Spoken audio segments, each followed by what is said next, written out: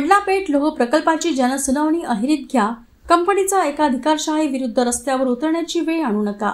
राजे अमरीशराव महाराज यांचा पत्रकार परिषदेत इशारा.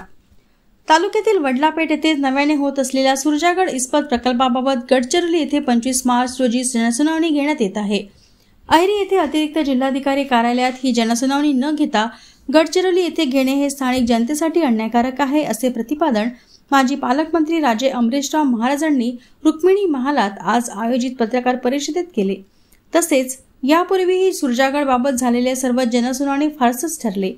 स्थानिक जनतेला आपली बाजू योग्य प्रकारे मांडू न देता सुरजागड कंपनीतर्फे दडपशाही चालू असल्याचे राजे साहेबांनी सांगितले. जनसुनावणीमध्ये मोजक्या अनुकूल लोकांनाच उभे केले जाते आणि कंपनीसाठी अनुकूल असलेले वाक्य वदवून घेतले जाते. जनसुनावणी घेताना सर्रासपणे कायद्याची पायमल्ली केली जाताना आढळते. इतर कोणीही आसपासही भटकू शकणार नाही असा चोख बंदोबस्त ठेवण्यात येत असतो. यामागे कारण काय, असा सवाल राजेंनी ह्यावेळी केला. दरवेळेस सुरक्षेचे निमित्त साधून गडचिरोलीला जनसुनावणी घेतली जाते. अहिरी तालुक्यात आता गैरशक्तीचे प्रश्न फारसे उरले नाही असे प्रशासन सुद्धा नेहमी सांगत असते.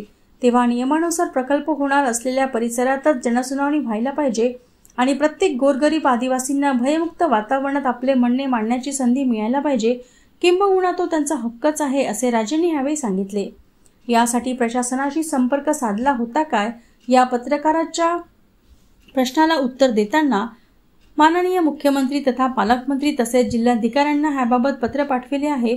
गरज पडल्यास पुन्हा मुख्यमंत्र्यांशी ह्याबाबत वैयक्तिकरित्या मी बोलणार असल्याचे राजेंनी यावेळी सांगितले. गडचिरोली येथे होणाऱ्या ह्या जनसुनावणीस आपला स्पष्ट विरोध असून जनसुनावणी अहिरीतच रीतसरपणे व्हायला हवी, अन्यथा गरज पडल्यास जनतेला घेऊन रस्त्यावर उतरू, असा इशारा भरगच्च पत्रकार परिषदेत राजेसाहेबांनी दिला. एटापल्ली येथील लोक प्रकल्पात मोठ्या प्रमाणावर स्थानिकांना डावलून बाहेरील युवकांना रोजगार देणे, स्थानिकांना तांत्रिक प्रशिक्षण न देणे, रस्त्याची दुरावस्था, मोठ्या प्रमाणावर होत असलेले वनप्रदूषण, दलालांचा प्रत्येक बाबतीत हस्तक्षेप, ह्यामुळे अहिरी विधानसभा क्षेत्रातील जनता कमालीचे हैराण झाली असून ही परिस्थिती बदलली नाही तर लवकरच जनतेला घेऊन मोठे जन आंदोलन करण्याचा इशाराही ह्या पत्रकार परिषदेत राजे अमरीशराव महाराजांनी दिला.